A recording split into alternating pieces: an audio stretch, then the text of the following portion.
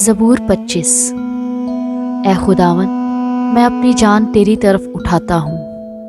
اے میرے خدا، میں نے تجھ پر توکل کیا ہے، مجھے شرمندہ نہ ہونے دے۔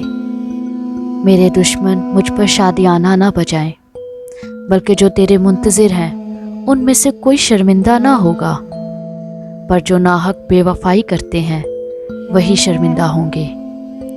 اے خداوند، اپنی راہیں مجھے دکھا، اپنے راستے مجھے بتا دے، مجھے اپنی سچائی پر چلا اور تعلیم دے، کیونکہ تو میرا نجات دینے والا خدا ہے۔ میں دن بھر تیرا ہی منتظر رہتا ہوں۔ اے خداوند، اپنی رحمتوں اور شفقتوں کو یاد فرما، کیونکہ وہ ازل سے ہیں۔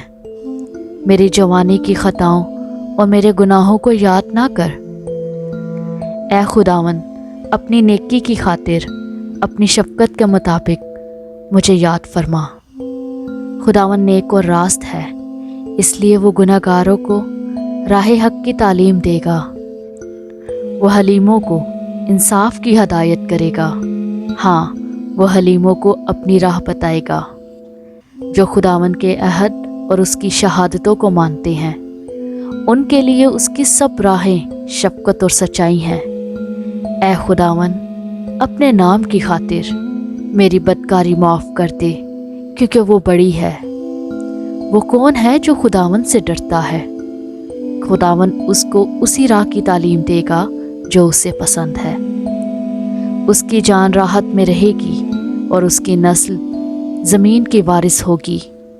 خداوند کے راز کو وہی جانتے ہیں جو اس سے ڈرتے ہیں، اور وہ اپنا عہد ان کو بتائے گا۔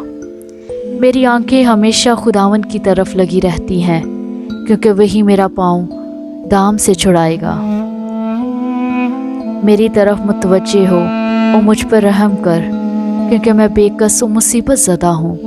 میرے دل کے دکھ بڑھ گئے، تو مجھے میری تکلیفوں سے رہائی دے۔ تو میری مصیبت اور جاں فشانی کو دیکھ اور میرے سب گناہ معاف فرما۔